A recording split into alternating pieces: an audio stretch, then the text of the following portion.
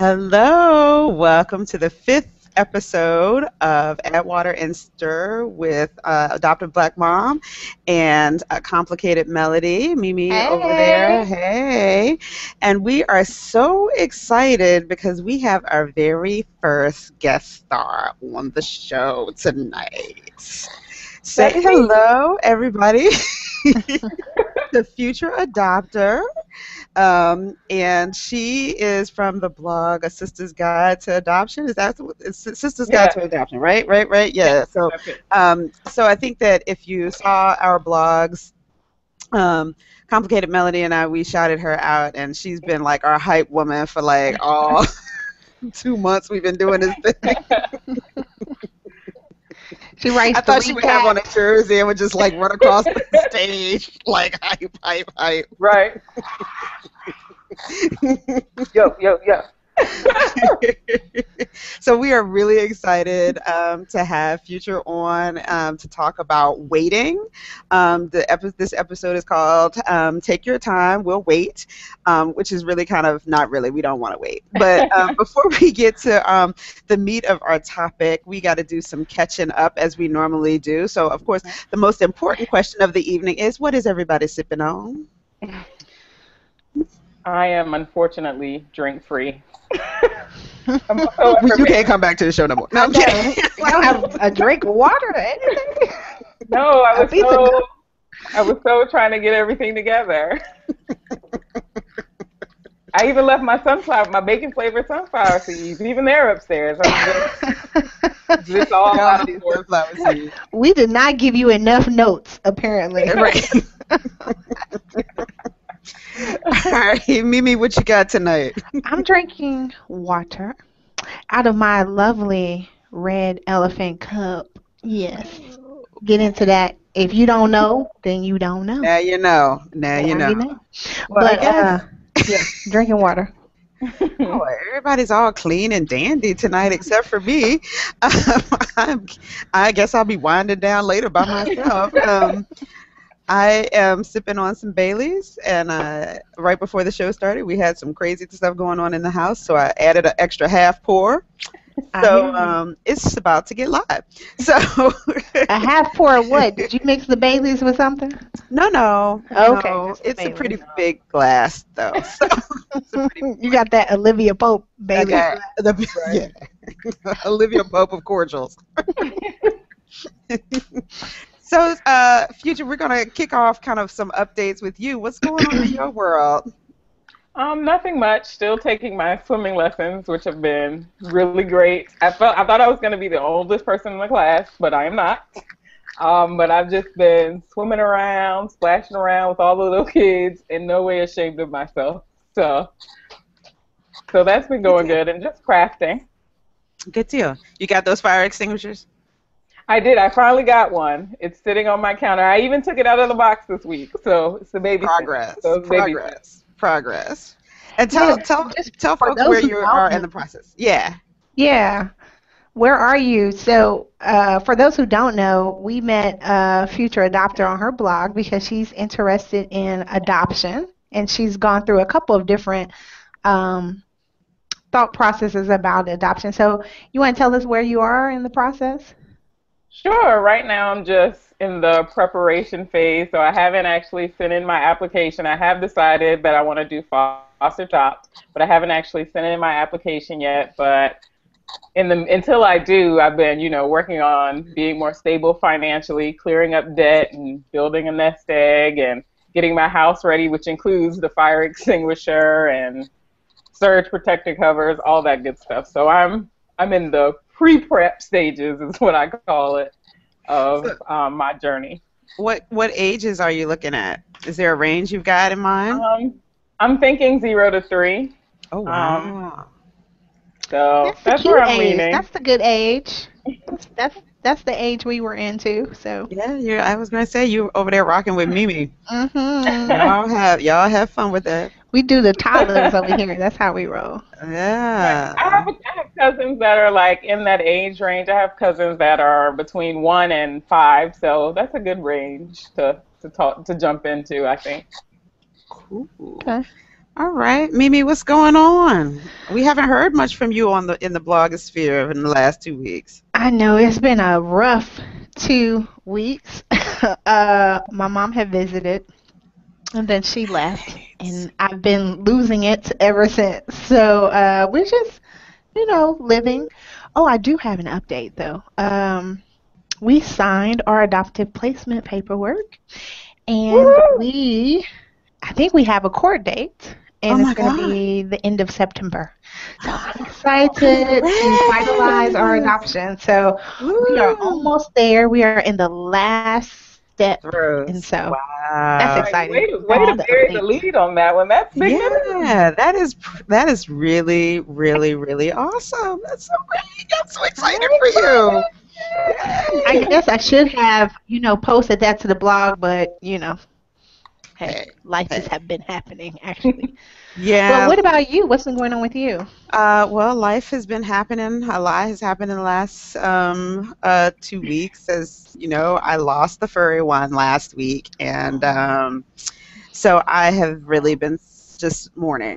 We see And the furry one in the back of you too. a lovely portrait of the furry one over where his dog dish used to be, and it's just been really hard. It's been really, really hard, and I did write about it, and one of kind of I think his last gifts was helping me show my daughter what grief should look like, because she really struggles with grief and kind of showing sadness. Sadness usually comes out as anger for her, and interestingly, though, I have been off my rocker for the last 2 weeks, as I mean, kind of leading up to his passing and then subsequent this last week.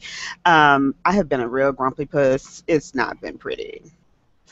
I mean, yeah, it's been bad. We've been fighting over cereal. I have like hid cereal in my room because like he was like in my favorite cereal. It's just I've not been parenting in ways that I've been proud of. Let me just We all have our moments. Yeah. Trust me, we all and have our moments. and now I also see the relationship between anger and grief, and that kind of has given me some insights on her as well. And you know, so it's been a really tough couple of weeks. And then the other thing is, in the middle of all of this, or at the day after the furry one passed away.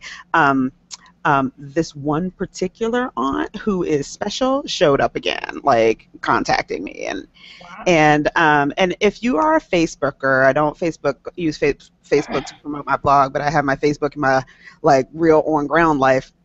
But you don't need anybody's. If you're a Facebook friend with somebody, even if you have like put them on the most limited, stringent list, if you're Facebook friends with them, they don't need your phone number. They will just call. They can call you through Facebook. I was like, When good did that God. happen? That that's too much. So What do you mean they could call you? like Like ring your computer? Like right, a Skype like call? yes, That's rude. yes. And actually, the cell phone, like if you've got it on your cell phone, like it just rings like a phone. Like she got my number. And so, I wasn't having that. So we've been dealing with those kind of boundary issues as well. So it's been a little challenging, but, you know, it's life. This is real. So that's kind of my update. Okay. So, That sounds like the real part of, you know, having an older child, adoption, and then also understanding when biological family, you know, when you're yeah, kind of dealing with biological family, like how do you set those boundaries and things yeah, like yeah. Especially with a so? couple people that just I'm sure don't we could do a don't whole see. podcast on that. Oh, right, gates around my life. Jesus be offense. So, any, anyway, so let's get into our topic. Tonight we decided that we wanted to talk about waiting, and there's lots of different kinds of waiting during the adoption process. As Future mentioned, she's kind of getting herself together, but there's a wait factor involved in that. And then you do your paperwork, and there's wait to kind of get the fingerprints back and the security clearance back, and then you wait to do your home study, and then you wait to get the match. And matching in particular seems to be a really stressful time for people in waiting.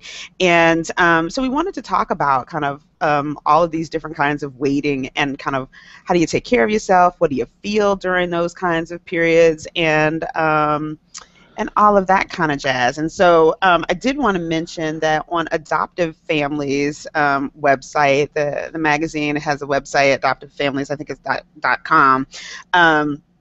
They actually have data on wait times, and it's really kind of cool, and we'll put this in the show notes, but it's at adoptivefamilies.com. I think kind of under, if you look under some of their future frequently asked questions, FAQs, they have newborn placement average wait times per and they do this survey every year, fosters to placement of a child and ultimate adoption and all those kinds of things.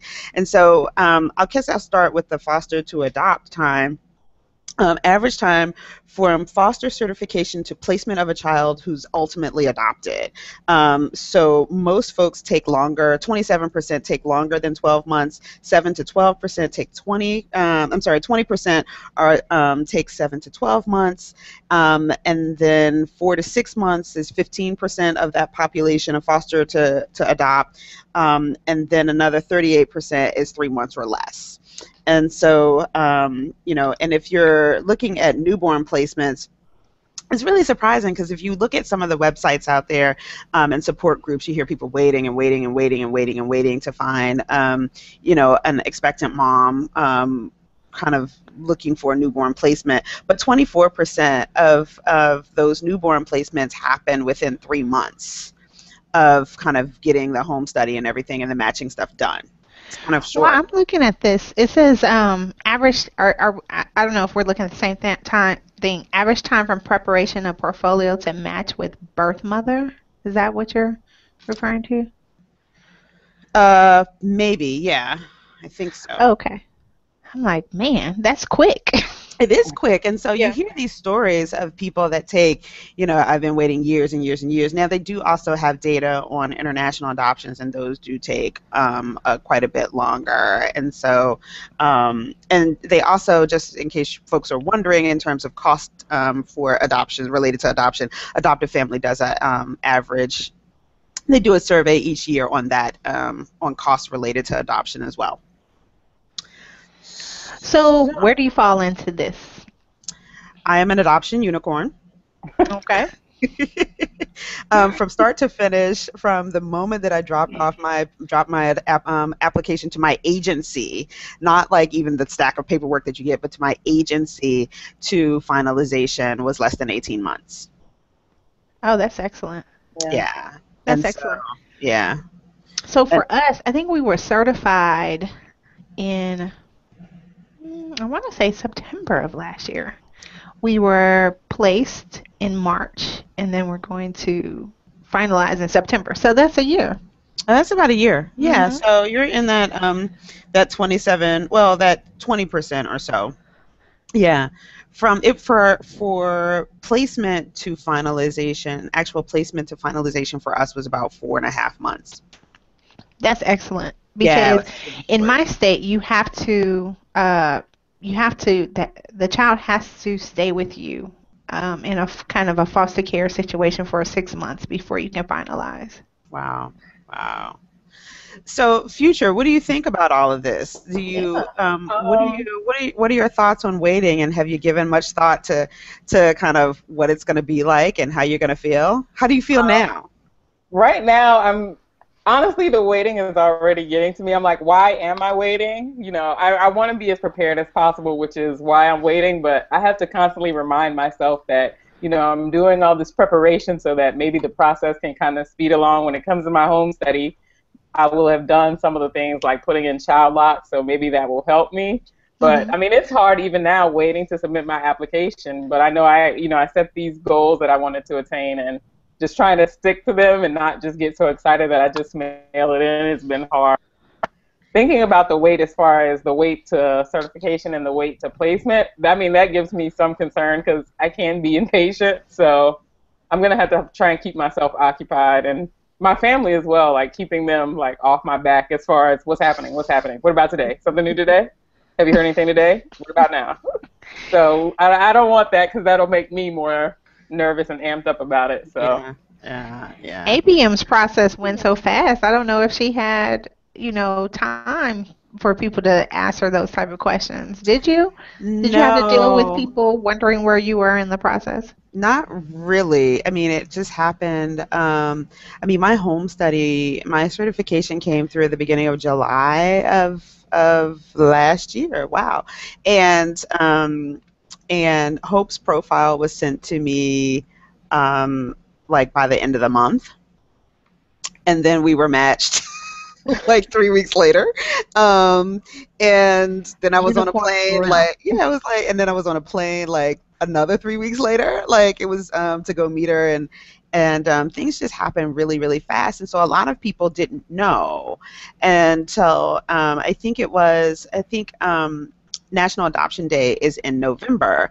And so I did a little like montage of things that had been going on in my life and announced that I was adopting. And like that she actually like I knew who she was. Like like I knew she it wasn't just like, oh yeah, I'm adopting, like I'll keep you posted. But it was like, no, I've got a kid. Like she's moving in. She's coming to visit. Like it's kind of crazy. And so I didn't have a lot of that wait time. And I have to say though, I feel like when I go to talk to like when I participate in one of my local support groups, I see like people giving me side eye. People are really resentful when they hear my story because a lot of folks in here are in that like 27% or those larger percentage that wait more than 12 months, and even the people that wait 3 months are like,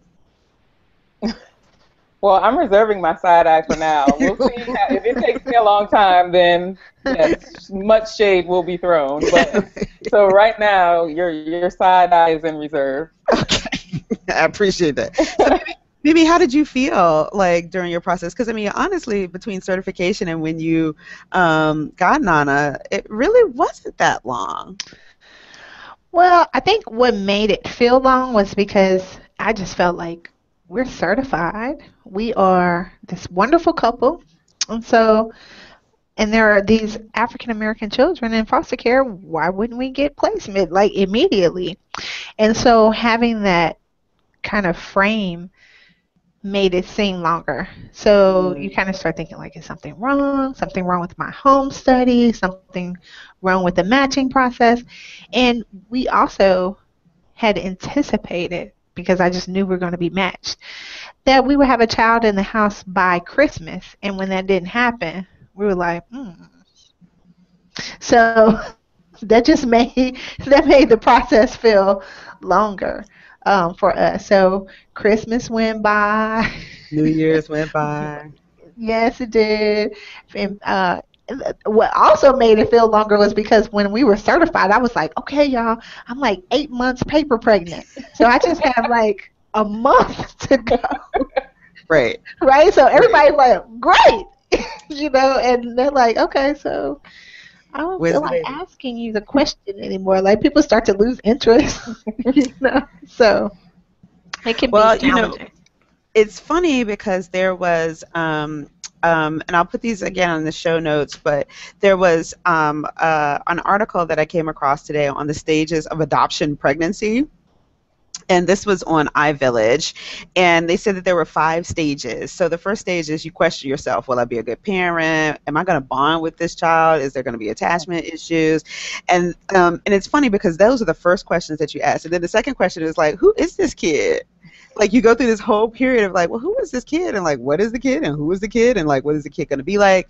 And then the third stage is this waiting phase where you kind of get to think a place where there's not a lot of movement in the process, and the article says that you try to figure out how you're going to during that time spend time welcoming the child into your life before the arrival. So there's all of this kind of prep work. You're nesting physically and emotionally. Oh my gosh, I nested.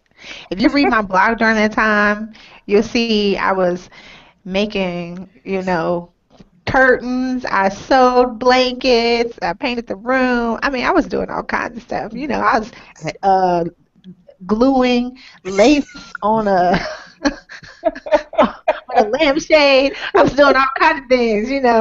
You should have had future adoption come down there. She's all I crafty. know. If I had Oh, known by then, I could Girl, have it would gotten have been real some help. fun. Have you started doing any of that, future doc? Are you nesting? Um, I've been trying to restrain myself because I can really get out of control with the crafting. Like I'll create a whole room, tear it down, and start over. So I've limited myself. I got one bear and one blanket, and that's it. So I'm trying to limit myself because I'll just go crazy, and then they'll be You are like, "This really lady is restraining really." yourself here. I'm trying. oh yeah. At some That's why point the we're gonna keeping see some. yourself occupied comes in handy. Because if not, it would be strange. Well, there are two more stages, but then we do have this kind of. I do have some data also on keeping yourself busy. So the stage 4 is the arrival, and so you're like, yeah, I got the baby, yay! And then stage 5, which is Is what the hell did I get myself into? Is that what the stage 5 is? yes, and so it's called Happy Beginnings, but also there's a bittersweetness. And so for folks that are adopting newborns, they tend to feel some kind of way about expectant mom, the birth mother, and the family, and kind of how that transition may have gone. But then there's also that's when you're also susceptible to post-adoption depression. Which I don't know if we've really talked about that. We talked about self-care and treat yourself, and we talked a bit about depression. But yeah, like if you read my blog shortly, a couple, like maybe a month or two after Hope got here, and I was like, what is happening to me? I just can't. And I can't remember who, but someone, it may have been Instant Mama, was like, sounds like depression. Is it a thing? And I was like, yeah, it's a thing. And so stage 5 is when you kind of go through that, and then things kind of start shaking out and getting normal. But so what do you do to keep yourselves busy? Like, future adopters over there swimming, That's right. crafting, Selling things at craft selling fairs. hot. I just imagine her up late at night somewhere with a hot glue gun and some paint. The accuracy of that statement is very clear. I think she's also making vision boards of all the goals that she has to finish beforehand. I do. I Count have my list. money. I'm scratching them off one at a time. Well, So that's one way to keep yourself busy. yeah. For me, my keeping busy was really nesting. Honestly, it really was focusing on nesting. And for some people, that wouldn't work for them. Like some people told me they wouldn't have done that because it made them feel lonely to go to the room and see an empty bed and not have a child there. And maybe sometimes I feel like that, but not really because I was more focused on like how beautiful can I make this room. So I wanted to pull all of like it doesn't matter that this is not my biological child. I want this child to have this best beautiful room as possible. So Well, like I said, there is some data. I'm going to try to. Last time I shared my screen. This time I'm going to try it again. Let's see. All right, here we go. So I got this from a blog on Squidoo, and the post was waiting adoption. And so you'll see that there was a poll there. And so 23% of folks spend time reading or researching parenting and adoption processes and all that kind of stuff. 8%, only 8% join support groups and communities. Support groups and communities, I think, are really, really important, but future, I don't know if you've joined any like other like outside the blogosphere, but like on Facebook or whatever, those folks can go left like so fast. Like they will just, it'll be going great, couple great posts, 5 great posts, one post that they'll like just like drag somebody for like 2 days. It's kind of crazy. But 8% do that. Much like Mimi, there's a lot of folks, 26%, 1/4 of folks are nesting and shopping. Almost a third, almost 30%, 29% are praying, meditating, and reflecting, because Lord knows you will pray. I don't know who you might pray to, but you will pray. And 11% are volunteering, and there was it's really interesting in the article talking about volunteering to help other kids while you're waiting for the arrival of your kid. So there's that. Am I still So, screen? have you joined any other networks or support groups or anything? I haven't. I've just, you guys are it. So no pressure or anything, but I mean, it all rests on your shoulders. But We're trying to grow this community too. So anybody that wants to join, come on in. Come on, come on. But like I said, I mean, the outside things, and I hang out. I spend a lot of time with my sister and my family, so that kind of stuff is keeping me occupied for now. But eventually, I'll get tired of them and will need something else. So maybe then I'll venture out. So how is your family? I know that you started telling people maybe about a month ago or so. I think it seemed like. So how did folks kind of take that? And are they? I get the sense that maybe they're like, so what's up? What's new? Like every hour, what's going on? At first I was a little nervous about telling people, but everyone's been very receptive. They've been very excited. I mean, I'd mentioned it kind of casually in passing years and years ago, and every now and then they would just get thrown out. So I guess nobody was really surprised. Maybe I was more surprised than they were. But everyone's been very supportive, and my sister and my parents kind of hear about it more. My mom even said, "Can we talk about something else?" at one point. So I had to pull back a bit. But my friends are really supportive, and they've been following my blog, and so it's been great. Good. Awesome. So did you decide, I can't remember, did you decide to go with an agency, a private agency? Are you going private or public? Well, right now I'm still sticking with the local child health and human service agency. But my sister met someone while she was out and about who went through a local agency, and so she had a really good experience, and a friend of hers did it with the same agency, and so I was thinking maybe I should look into them. I had already kind of written them off just because the initial package they sent me was not the best representation of their agency. That's what we'll say. So I kind of like put them off to the side, but I'm thinking maybe I should revisit them just to see, if maybe that's something I should consider. Okay. Sure, why not? You have time. Check them out. So, how did folks feel, as you were going through, or for you, future kind of anticipatory, but Mimi, what did you feel in anticipation of the home visit? Because people get stressed about the home visit. People are very stressed about the home visit, and maybe also at the time I was nesting, but I was also on, I think it may be adoption.com. They have forums there, so I used to hang out there a lot. I didn't speak a lot, but I used to hang out and read.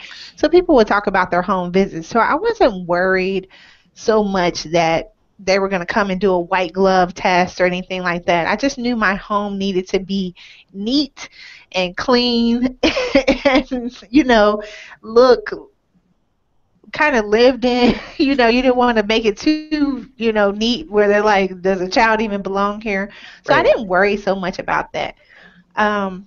What I will say about the home visit, if we're talking about the home study piece of it, I think that's an important part of it, because that's the time when they're going to start asking you a lot of personal questions. And luckily ours didn't get that deep, but they are talking to you about your family. They're talking to you about your history, your any mental illness that you have, any addictions that you have, any what your relationships are with your parents and things like that.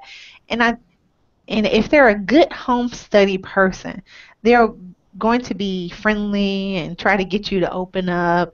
And you want to be honest, but you have to, my perspective is it needs to be measured honesty because these people really aren't your friends, right? So their purpose is to find out enough about you to make a good match, but they don't have to know every single detail of your history. I don't know, Avian, what do you think? Well, let me ask you this: was your social worker the one that did your home study and that is following you through finalization? No. Oh, okay. Okay. Ours was, so the way ours work is they what do they subcontract that out Oh, okay. to different Okay. people that come in. That's what they do. They just do home They studies. just do home studies. And so this is good for you, future, just to remember, when you get to that home study piece of it. Um, it's just, that's why I said it's very important. And when you finish that home study, you should read it. If Closely. you should request to read it, because I thought they were just going to report what I said, but actually that home study person was also making assessments. Yeah. Did you get to read yours, I did. ABM? Oh, yeah. Like, Yeah. yeah. I mean, it's almost really. I mean, they collect. It really is a collection of qualitative data, and your actual report is not only a reflection of kind of what you said, but an analysis of what you said and what it means in terms of being fit for as an adoptive parent. My in my situation, my social worker who did my home study actually has been was our social worker all the way through. So we've actually become really close to her. But um, yeah, I mean, I want to. We got tweeted yesterday. We had a nice long chat with Yes. Emily H. So if you're watching or watch later, here's our shout out because we had a Hey, nice long Emily H. Thanks for tweeting Twitter us. yeah, Twitter conversation yesterday, and and just a couple of things that she talked about was she was really excited to hear that Future Adopter was going to be on, and Yay. she mentioned she said the toughest part of this process was being how everything is so intentional, and that everything requires a decision, paperwork, meetings, everything, and she also talked a little bit about the stress of that constant decision making. So we'll talk about that in just a minute. But and also the stress about the home visit. And she said that that really wasn't her pressure point. But I mean, if you read a couple of the online support groups, people flip the heck out over the home study. And maybe it was just because I was getting ready to defend my dissertation proposal. My house had a lot of paper, and I did my best to do. I did my best to pretty much do this with reams of paper, corners together, stack, corners together, stack. Don't touch it, and you kick it over like you're dead. Like, and so, I have boxes for my research and books and all of this stuff. And so, I just try to move stuff to the corners, move stuff out of my workspace. And, but white glove, oh man, like I have, you know, I have a housekeeper that comes and helps out every other week or so. We've talked about Us too. staff. We've talked about staff, right? But, Yes. but like, it's every other week. Like, this house will not pass a white glove test. It looked like me and the furry one lived here. And so I was like, I'm not cleaning up for her. This is how I live. If they think that this is unfit for a kid, then you know what? Maybe this isn't my calling. But what was interesting was I ended up realizing that I was more freaked out about the questions than I was about anything else, because I feel like to this day, I feel like I totally bombed the first visit. I cried all the way through it because I was a nervous wreck. Like, I just cried. And she was like, "What are you crying for?" And I was like, "I can't. I can't help it. I can't. I can't. I really don't know why I'm still crying, but like, just tears."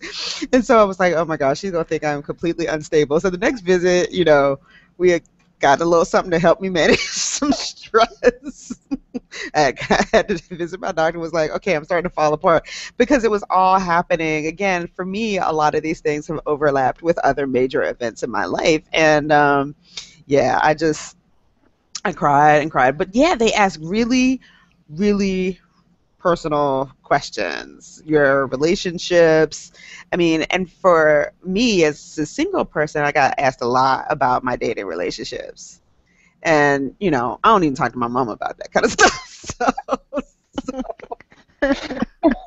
And so, just FYI for you, Okay. future, that they will be asking you about your dating relationships too. And because at least my understanding of that is they're interested in knowing, are you going to have strange people in and out the house? What's your process for letting yeah. people close to the child because, a lot of abuse happens from family members and Right. friends. And Right. so, Well, Right. honestly, I think my hardest part about that will be as soon as they ask me something that I'm probably not prepared for, I have a tendency to make faces, so I'll probably hit them with a what? Did you just ask me? I can't believe she just said that. So I have to work on handling that and trying to keep keep a straight face and just answer the questions Yeah. I would appropriately. I would definitely find out in your jurisdiction if they outsource that function or if your social worker will be doing it. I mean, it seems like a lot of jurisdictions outsource it. Like I said, for my agency, I went private. I had the same person the whole time. So yeah, when I was giving her side eye, like when she was asking me, did I ever smoke weed when I was in college? I was like, now we look back and chuckle. well, so speaking of that, how intentional were you in answering those questions? Did you think about beforehand, like, I'm gonna give you this much, but you don't have to know You know, I, everything? I kind of was like, here's one thing, I know how old Mimi is. I don't know what. Oh no, you did just reveal on your blog your fantastic age, future. So I got a couple years on y'all, and let me tell you something about 40. You stop caring about a whole bunch of stuff. You really do. And there's a freedom that kind of comes with it because you know yourself and the mistakes that you made, and so I was like, look, I did some dumb stuff between the ages of 18 to 24. It wasn't as bad as some people. And I'm working on a doctorate. How bad could that be? And so I guess, I think I was certainly guarded, but I probably wasn't as freaked out as it appears as some people are. And again, it may also be that I was just also like I'm still trying to defend this first part of my dissertation. So I care, and this is the second most important thing that's going. That these two things are happening at the same time. So I could only devote so much stress to it. So I just kind of really rolled with it. And after I cried through the first visit, I kind of got it together and collected myself and got it together. So I always say it's just something to think about. Like for us, we were very honest, and open to a point, right? Um, but even that, I felt like came back. At least when I read the assessment, we had to go back and have some things changed. Like, Yeah. I don't like the way you assessed that particular thing about our family, or your assessment is incorrect, or your interpretation of what I said was not right. And so I think you just have to be careful about how you present certain situations, because the person on the other end, I don't know, they're human just like us, so they're making an assessment of you at the time. So Yeah. wait, you got a chance to actually go back, and after you read it, you were able to say, well, can we revisit this? Because the interpretation doesn't really seem like what I was trying to convey. Did they actually consider that and maybe make changes to I your don't. evaluation? So we read it. So the way it works, at least the way it works in our state, is that you can read it at the agency. So they won't let you have a copy of it. Like, they Hmm. can't email it to you. So Right. they did that. They let you get a copy, ABM. They straight emailed it to me, and I sent back recommended verbiage. So yeah, so we had to sit in the office and read through it, and I was doing the same thing, like, I don't like, So I didn't see the final version, Okay. right? So I don't know exactly how much they changed. They seemed open to corrections in our explanations of why it didn't represent us. It didn't characterize us correctly. Not that it was really negative things on there. It was just stuff like, I don't. I'll give you an example. One thing it said was something about me resenting my sister. And I was like, no, and I don't want you to say that. And so, certain things you just go back and talk to them about. Um, so I never saw the final version. ABM, did you get to see your final version? I did. I did get to see my final version that was signed off on, and because I mean, the way that my agency really facilitated the process is we really want you to feel like this represents you. And certainly they weren't going to take all of my suggestions, but I do think that there was a real strong effort in my situation where we came to a meeting of the minds. And I felt like the same thing too. I felt enough comfortable with, excuse me, I felt comfortable enough with how they managed our concerns that I didn't push back and try to get another one. But this is the thing, you don't, as you're going through the process, you don't know what you can push back on and what you can't push back on. And you're concerned that how you're going to be perceived, are you going to be a problem child, or you're going to be, those people. So the forum helped because I didn't even know before then that I could ask for the Mm. to see the home study. So going to the forums and reading things, you get to see like, okay, these people asked about this. I can ask about this, So you can kind of check and see. So I would recommend going to a forum too. Okay. Yeah. Well, I mean, I didn't even know, like you said, I didn't even know that you would get an opportunity to see it. So, I mean, even now, that's why I was asking. I'm realizing that, I have a little bit more control as far as the home study and seeing the ultimate result of that than I previously thought. So that's good to know. Yeah.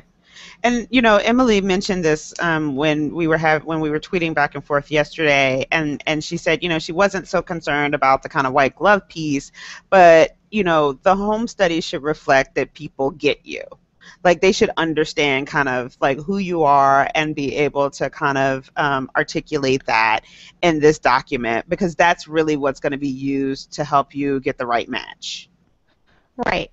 And that's why my comment to Emily was that it is important. I know, like for her, that wasn't the main thing, but I felt like it is important because that thing is the one thing that's going to help you get the match. So if they don't get that right, then that's going to make it even harder for you to be matched appropriately. Yeah. So one last article that I wanted to You guys still there? mention. Yeah, I'm still here. Everybody's here. I see Yep. everyone. All right. So one last before we hit the wind down that I wanted to mention, article that I wanted to mention was on adoption.com, and it talked about anger during the process and feeling angry, and then people feel guilty about being angry. They're angry about how long it's taking. They're angry about perhaps the reasons that or the background journey that brought them to adoption, namely infertility. They might be mad about the fact that there are so many kids out there that need homes, lots of anger, and really kind of how to sit with that, and that it's normal. It's just a part of the emotional milieu that I think we deal with as we go through the adoption process, and it can show up very much throughout this waiting, these various components of waiting in the process. I think that's a good point because um, especially when you're waiting and you haven't been matched and you feel like, well, when I went to my training, you said there were all these kids that needed homes. So why is it taking so long to match me with just one or two or however that many that you're looking for? Um, and so I can see why people would be angry or why that would show up in or irritation at least in the process. Yeah.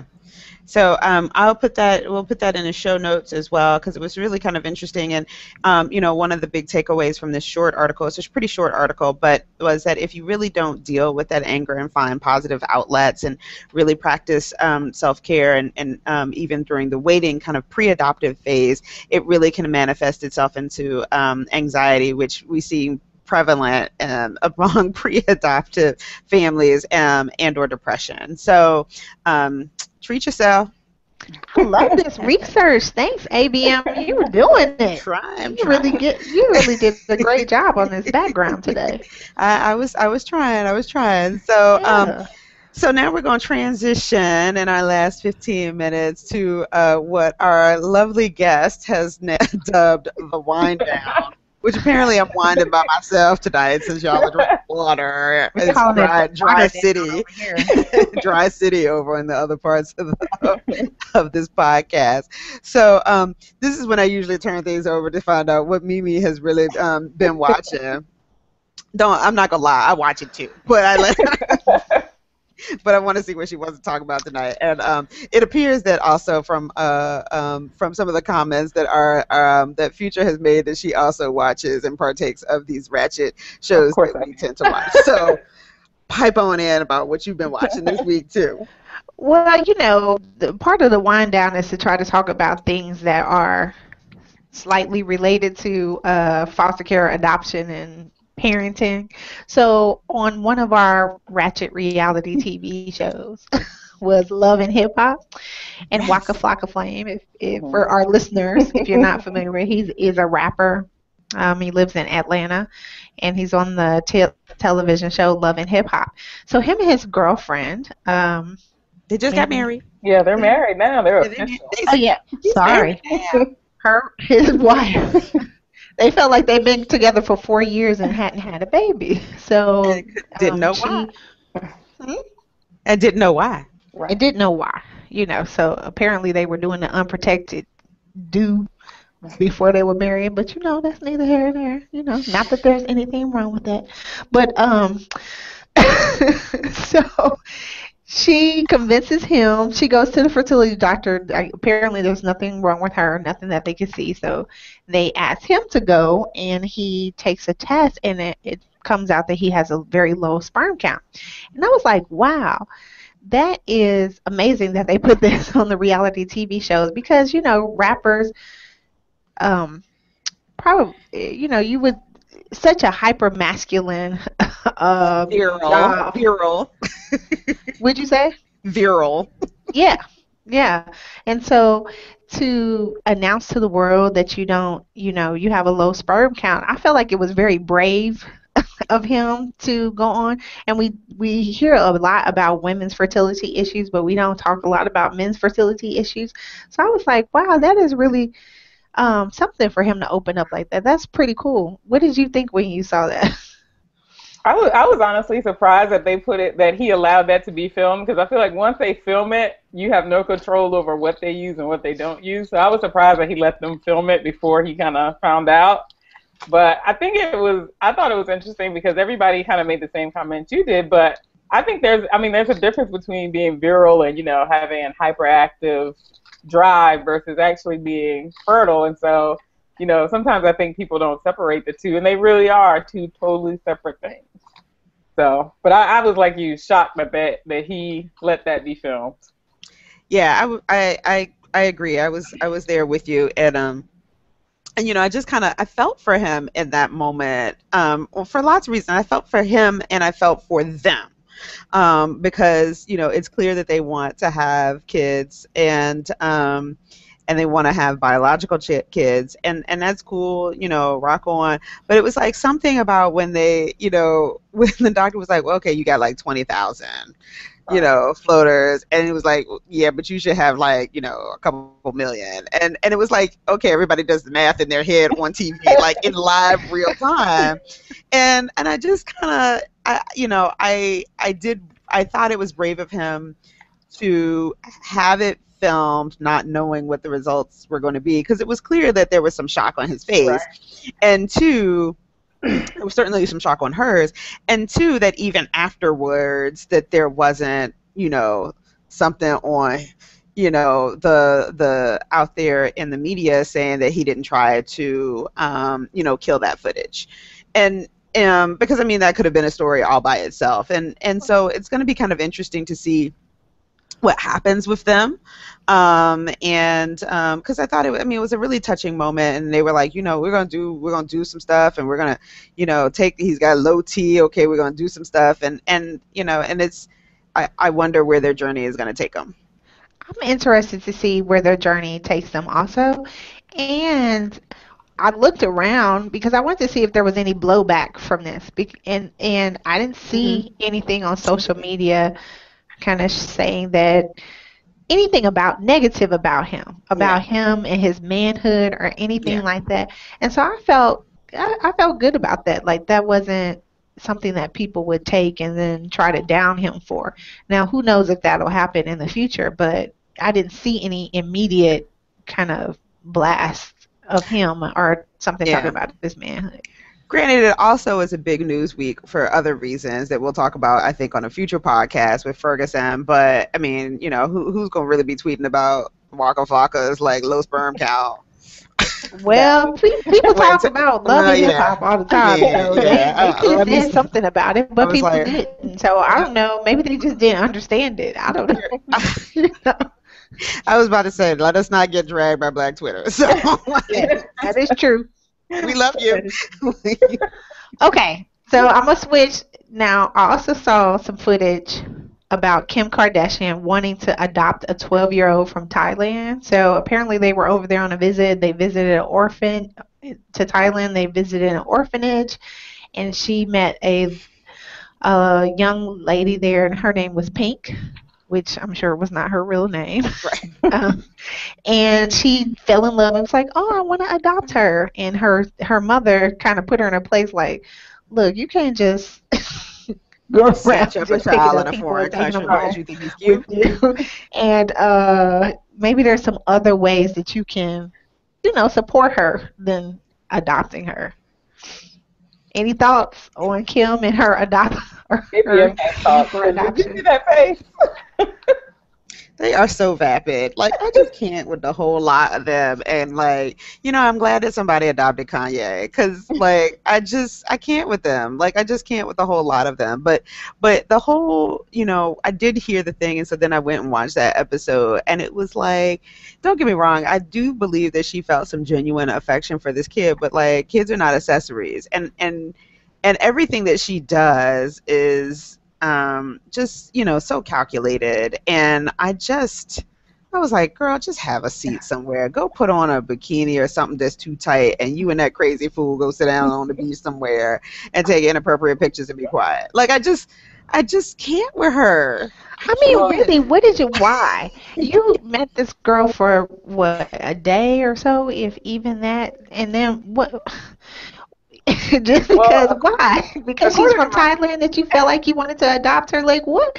And what makes you think that that's the right thing for her to pick her up from her home country and go take her back to live with y'all and y'all craziness? No, that's ridiculous. Right, right. well, according to my sister, Kim had a kitten at one time, and the kitten only lasted 3 episodes, and she lost it every episode. So her parenting, just in general, is questionable now to me. So I mean, and I Yes. just think that it just showed a lack of foresight. Like, she just obviously knows nothing about adoption. And like you said, she just thinks it's like you can just run out and pick one up like you do something from the store. And she knows obviously nothing about it. So, Well, it Well, I it think it really. speaks to the larger kind of whole celebrity adoption piece of this. Like, I think you touched on it, ABM, where you said kids are not accessories, but just the thought process of I want another child, or I think this child, she's so cute. Let me right. take her with her without really thinking about the ramifications, one, of parenting another person, but then also the cultural impact of taking someone from their country and picking them up and put them into yours. There's an automatic thought that she thinks her life will automatically make this child's life better. Well, And at least Kim had at least a little bit of sense to be like, there's probably some other ways you can support her to have a better life than taking her with you. yeah, I mean, it's reminiscent of when Madonna adopted her daughter Mercy, I think from Malawi, and that they didn't have any. The country didn't even have a framework for international adoption, and then it was like, is she really an orphan? No, she's not. There's her father. Or we're going to build a school, and that'll write a check, and we'll make it go away. And it just left a sour taste, and it in my mouth anyway, and so what's this, like 10 years later now, here comes Kim like on a vacation in Thailand, and she done found some child that she thinks is cute, and let's put her on TV. I want to adopt her. I want to adopt her. I'm like, she could have also wanted to adopt a llama, and that would have made it. And I just, I'm just sick She of her. probably She's put so just as vapid. much thought Vapid. into that, right? Yeah, she's just, I can't stand her. I just can't. All right, so then I'm gonna switch on to our favorite new reality show, which is Married at First Sight. So now that ABM has caught up, Future, have you watched this show? Yes, after a bunch of people had mentioned it, and so I started watching, and I binge watched like the first 4 episodes, and so now I'm current, and I watch it every week. So what do you think? So, I love it. yeah. I love it. I thought it was strange, like this week when they were talking about how Courtney hadn't met Jason's mom. I thought that was really odd, like how they had all been kept separate from family and friends. That was just weird to me, and I'm just thinking if I'm in that situation, there's no way my sister is not going to pop up somewhere we are, be like, hey, who are you? Tell me about your life. Like, there's just no way that would happen in real life. Yeah, I found it interesting that Jason and what's the black dude's name? I can't think of his name. What's his name? The Vaughn. black dude. Vaughn. The black dude's name Ron? Vaughn. Vaughn with a V, right.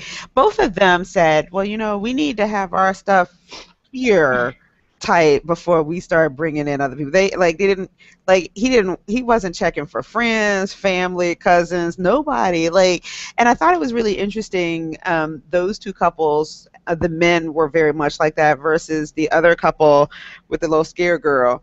I can't remember these people's names. Doug and Jamie. Jug and Jamie, and they were just like, she was the one that was holding back because she's just so embarrassed about her upbringing versus, in that relationship, the guy is like, all in, let's meet everybody. I'm Uncle Doug, the whole bit. And He's I just ready. thought it was He's kind of all interesting. in.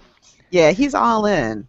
So Now, I've already told you, I still don't like Jamie for Doug. I yeah, really no. she's not good enough for him. But Vaughn and our girl, you talked about her being kind of angry a couple weeks ago, and I really see it now. I She did doesn't not cut this. say angry. I did not say Okay, angry. well, you know what? I'll say it I then. did not say angry. I'll say angry.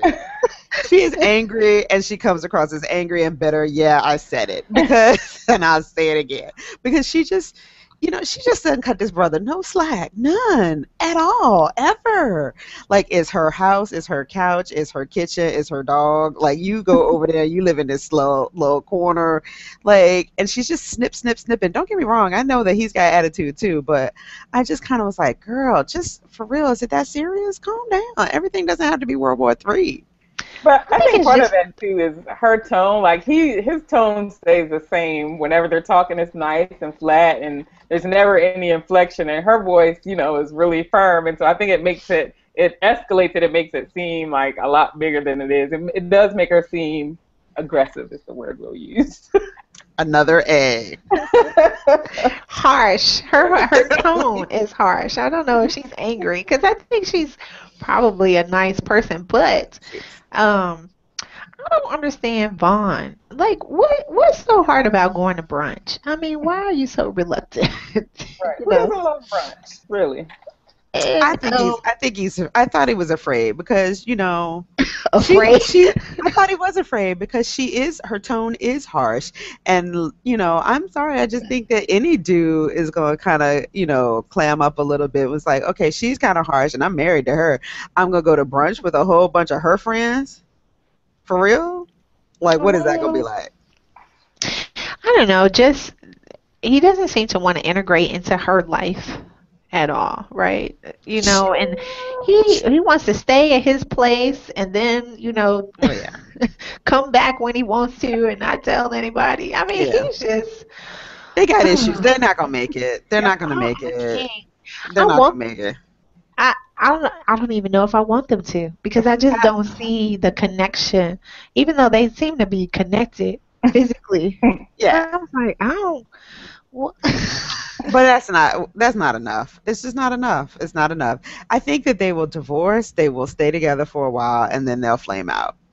That's my prediction. You heard it here first. Yeah, they don't have the connection to keep it going long term. They just don't seem to like each other. That's really what it boils down to. They do not like each other. Right. They're just buddies.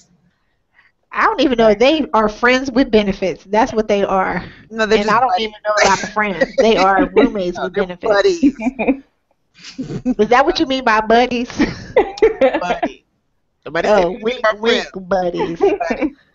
So, all right, well, we're about to really wind down. So, recommendations, future adopter. We're going to start with you with this segment. What you want to tell the people?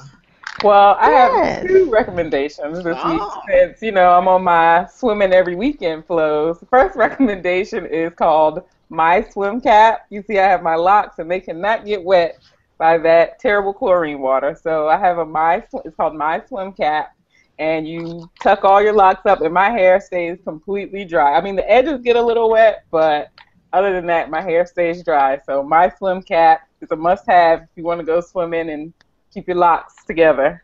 I all saw right. that on your blog, so I was like, oh, that Yeah. seems pretty cool. I might need to get one or two or three. Yeah, I And know. I'm gonna they're have to even get me in fancy. the You can young get them one. with the leopard print. Like they're not playing around with these swim caps. All right. All And then my right. my second recommendation is something I found today. I'm a big music lover, so I was perusing the internet, and there's this thing called Tiny Table Concerts, and it's on Oh yeah, NPR's website. NPR. Yes. Yes. Yep. And I mean, it is amazing. These people, I mean, you think an artist is talented, but when you see them singing live with like a guitar and a mic, and that's it. So, some ones to really check out: Miguel, Alice Russell, Foreign Exchange. So, the Tiny Table Concerts on NPR. All right. Good deal. Mimi, what you got? What thing did you pick up at the corner store this week? That's what I recommend, that you go down to your local corner store, just peruse. They have all kind of nice. In my corner store, they have these like Hispanic themed snacks. Oh God. So, Hope loves they them. have Hope like, loves all of them. I'm not. What did you say? Hope loves all of them, girl. We are just down in the barrio, like really trying to like find and I don't mean that disrespectfully if anybody starts dragging No. me, but like no, really, we have to go to certain places, certain neighborhoods, where there's a larger population just for those kind of treats. And I'm glad I turned Future Adopter on to the barbecue. I mean, sorry, the bacon flavor sunflower seeds. I'm glad I could bring somebody over to my side. Yes, they've But been my actually, I have a serious one today. My recommendation is to read some blogs by adoptees. Oh So, yes. we a lot of times, we can focus. We're looking for people that are like us, right? So we maybe focus and look for other potential adoptive parents or adoptive parents. But I would say also to get an understanding of what your child may be going through, to read blogs from adoptees, adult adoptees, so they can kind Hmm. of tell you kind of what maybe some of the things that their parents did good, well, and some of the things that they didn't do well, and how they feel about adoption now, because a lot of the narrative is mainly from adopted parents. But I think it's interesting, and I think it's needed for us to look at the other side of the coin and see what our children may be feeling, so that we can appropriately address it and work with them. So Yeah. and I don't have any list of them, but I'll put those in the show notes. There was Some of the ones that I check out. before I give my recommendation, there was one that got an adoptee who blogs, and I can't remember. I think I subscribed to her, so I'll have to go back and look. But she's been blogging for a while, and she allowed her mother, her adoptive mother, to guest blog for her, and that blog got pressed this freshly pressed on WordPress, and she wrote a subsequent blog about how she felt about her mother's voice being featured and freshly pressed on her blog, on an adoptee's blog, and how really kind of ironic and somewhat painful that experience was for her as an adoptee running a blog, and how her voice and none of her things had been freshly pressed, but then her mom comes as an adoptive parent, and the value that we have culturally assigned that role. I'd echo Mimi's recommendation. Definitely read what the adoptees have to say. Their voice is so important. That blog that you're talking about is called Red Yeah. threadbroken.wordpress.com. Yeah, really great blog. So mine, my recommendation for tonight to wrap it up is I've been, I'm natural. Oh, we got three natural girls on the blog here. But That's how we I'm do natural. it. That's how we go. I'm natural. Hope's hair is natural. It's growing. It's thriving. We've been looking at different products, and in the natural game, everybody has these different. You got products, product junkies, and all that kind of stuff. And so. So I found some products that work for Hope, but in an effort to kind of downsize things, I've kind of always kind of say, oh, okay, I spent a couple weeks trying to use those products on my hair. That has just turned into such one disaster after another. And so I'm going to keep it completely real. For the last 2 years, my go-to product is Blue Magic. The blue kind, the blue old school bergamot grease. And you know I need you to what? show a picture of it. Do you have your ratchet recommendations that I tell you what, do I will you have post a a picture on the blog because it's like back in the room. But yes, like it lasts. I don't put a lot on my hair, but like it protects against humidity. Like it does great on my hair. It's terrible on her hair, great on my hair. And I have tried and tried and tried. This week, I braided her hair so she could go swimming, and I used Shea Moisture products on her hair. It's great. I use that mess on my hair, and like it has just been a mess of tangles, puffiness that just, every time it rains this week, that doesn't happen with my Blue Magic. So, in the event that you are one of those naturalistas that like is finding that all of the twigs and berries and making your flaxseed and all of that carrying on crunchy granola stuff is not working for you, do not hesitate. Do not feel any guilt about going to go visit your friend Petroleum, because petroleum and mineral oil, like, which are like on the bad list of naturalistas, do what works for your hair. I like grease. So there's do? my recommendation. That's the My basic thing. Do what recommendation. works for your hair. Wood is constantly telling me to grease uh Nana's hair. And I'm like, no, I have to like put oil in it. I like this coconut oil and olive oil mixture with the shea butter and the essential oils and the almond and the it's like, can you put some grease in it though? So, do what Yeah, works for your hair. do what works for your hair. And if you find, like I said, the crunchy granola route is not working for you, just run on down to your local CVS for like $3.50 and knock yourself out. Like it's only gonna cost you $3.50 if you're a product junkie. You didn't spend 20 some dollars per product on other stuff, so knock yourself out. It So worked for you growing up. Your mama had put grease on your hair and your hair was nice and right. healthy the whole time. I can tell you what, Grammy was not in nobody's kitchen making flaxseed gel. So, like, keep it real.